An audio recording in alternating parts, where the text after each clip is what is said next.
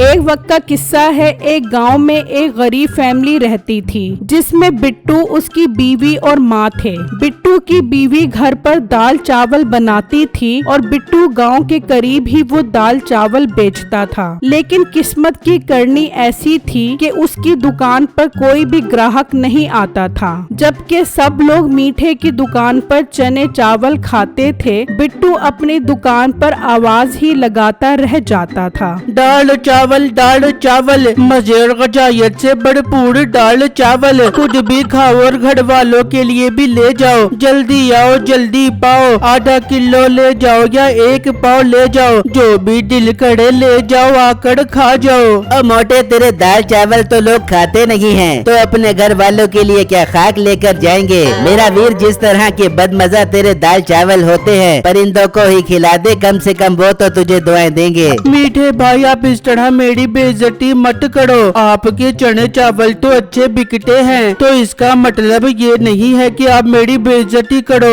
और बेइज्जती तो उनकी होती है जिनकी कोई इज्जत हो। कोई ग्राहक तेरी दुकान पर आता नहीं है, फिर भी बेशर्मों की तरह मेरी दुकान के सामने अपनी दुकान लगाकर खड़ा हो जाता है। बिट्टू को ये सुनकर बहुत दुख होता है और वो अपने दाल चावल उठाकर वहाँ से चला जाता है और अपने घर पहुँचता है। क्या हुआ बिट्टू, आज इतनी जल्दी वापस क्यों आ गए और दाल चावल आज भी नहीं बिके? बेगम, मैं क्या करूं, एक ग्राहक भी मेरे पास नहीं आता और ऊपर से मीठा भी मेरी बेइज्जती करता रहता है। उसके चने चावल तो लोग शौक से खाते हैं, लेकिन मेरे दाल चावल कोई भी नहीं खाता। बिट्टू, आप दिल मत हारो और मेहनत करते रहो, देखना लोग आपकी दुकान पर आना शुरू हो जाएंगे और आपकी दुकान भी बहुत अच्छी चलने लग जाएगी। हाँ बिट्टू बेटा, तेरी बीवी ठीक कह रही है, इस तरह दिल छोटा करने का कोई फायदा नहीं है। कब तक माँ जी, आखिर कब तक मैं नुकसान बर्दाश्त करता रहूंगा। अगर दाल चावल न बिके तो एक दिन हम बिल्कुल खाली हो जाएंगे और हमारे पास कुछ भी नहीं रहेगा।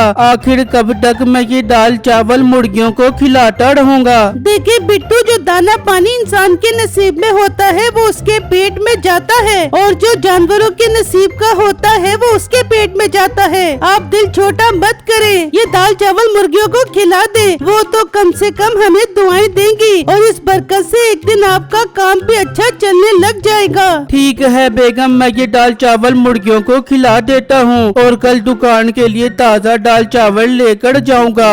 बिट्टू वो दाल चावल मुर्गियों को खिला देता है। उसकी परेशानी अब बहुत ज्यादा बढ़ चुकी थी। वहाँ मीठा भी अपने चने चावल बेचकर घर आ जाता है। आजा आजा मेरे प्यारे मीठे, देखो मेरा कमाऊ शोर साढ़े चने चावल बेच के आगे कितनी कमाई हुई है। मीठे जल्दी बता ताकि मेरे सीने में ठंड पड़ जाए। अरे बेगम, बहुत अच्छी कमाई हुई है, सारे चने चावल हाथों हाथ बिक गए। और मीठे, उस मोटी बिट्टू की दाल चावल का क्या बना?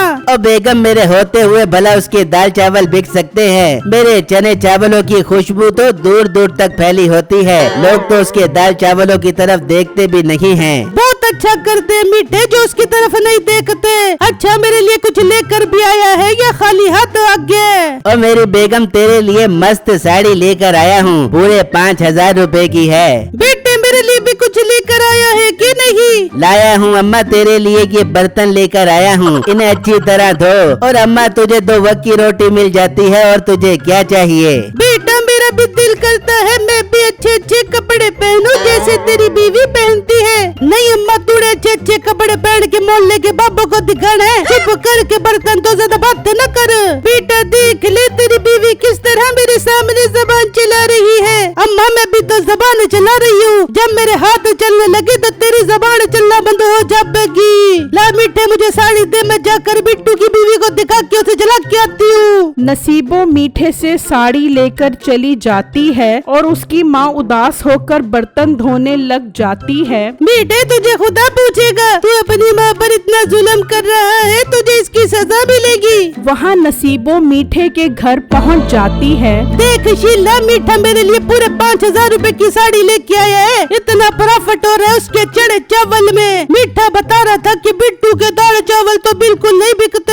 हाँ नसीबो बहन, आजकल बिट्टू की सेल थोड़ी कम हो गई है, लेकिन तेरे शोहर के दाल चावल तो धड़ाधड़ बिक रहे हैं। देख कैसे मुर्गियाँ खा रही है। उसकी बात सुनकर बिट्टू की बीवी और माँ को बहुत गुस्सा आता है। नसीबो इतराती हुई वहाँ से चली जाती है। देख लिया बेगम, ये सिर्फ हमारा दिल जलाने के लिए यहाँ आई थी। मैं अब किसी और जगह खड़ा होकर दाल चावल बेचूंगा, जहाँ मीठा है वहाँ पर नहीं बेचूंगा। नहीं बिट्टू, आप ऐसा हरगिज नहीं करोगे, इस तरह वो समझेंगे कि आप डर गए हो। मगर बेगम, मगर वगर कुछ नहीं, आप वहीं पर ही दाल चावल बेचोगे। फिर जब अगला दिन निकलता है तो बिट्टू की बीवी दाल चावल बना रही होती है कि एक मुर्गी आती है और वहाँ एक खूबसूरत अंडा देती है। देखो बेगम, मुर्गी ने कितना खूबसूरत अंडा दिया है। हाँ बिट्टू, अंडा तो बहुत खूबसूरत है। हम ये अंडा इस दाल चावल में डाल देते हैं, इससे इसका जायका और अच्छा हो जाएगा।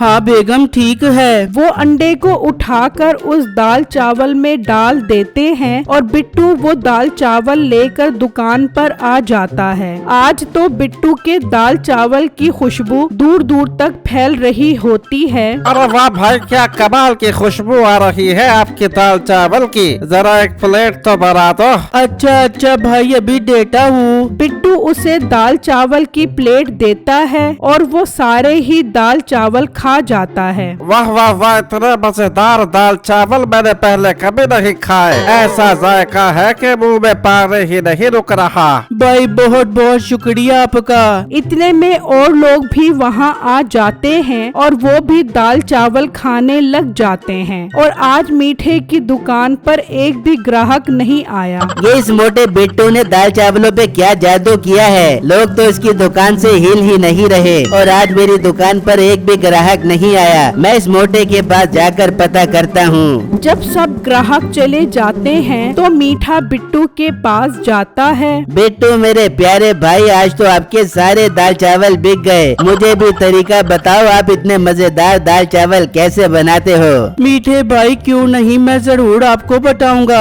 बिट्टू उसको दाल चावल बनाने का तरीका बता देता है, लेकिन असल जायका तो मुर्गी के उस अंडे की वजह से था। लेकिन बिट्टू उसे अंडे का नहीं बताता। ये मोटा कितना बेवकूफ है, मुझे सारा तरीका बता दिया। अब मैं भी कल से दाल चावल बनाकर लेकर आऊंगा और इसका काम चौपट कर दूंगा। मीठा अपने सारे चने चावल लेकर वापस घर चला जाता है और अपनी बीवी को बताता है। क्या मीठे, ये क्या अनहोनी हो गई। उसके दाल चावलों पर तो मक्खियाँ भी नहीं आकर बैठती थी, फिर उसके दाल चावलों पर ग्राहक कैसे आने लग गए। और बेगम तो इस बात को छोड़, मैंने सारा तरीका समझ लिया है। अब हम भी कल से दाल चावल बेचेंगे। फिर मीठा भी अगले दिन से दाल चावल बेचना शुरू कर देता है, लेकिन उसकी दुकान पर कोई भी ग्राहक नहीं आता। सब लोग बिट्टू के ही दाल चावल खाते हैं। ये सब देखकर मीठा सोच में पड़ जाता है। ये मामला कुछ गड़बड़ है, ये जरूर इन दाल चावलों में कोई जादू करता है, तभी तो सब लोग इसकी दुकान पर खींचे चले आते हैं। मुझे ये मामला देखना पड़ेगा।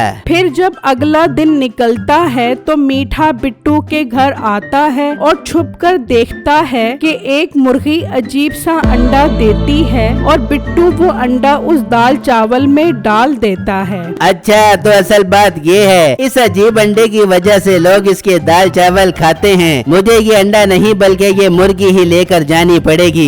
मीठा घर आकर नसीबों को सब कुछ बता देता है। मीठे, तू वो मुर्गी आज रात को ही जाग कर उठा ले, फिर हम उसके अंडों को दाल चावल में डाल के बेचेंगे।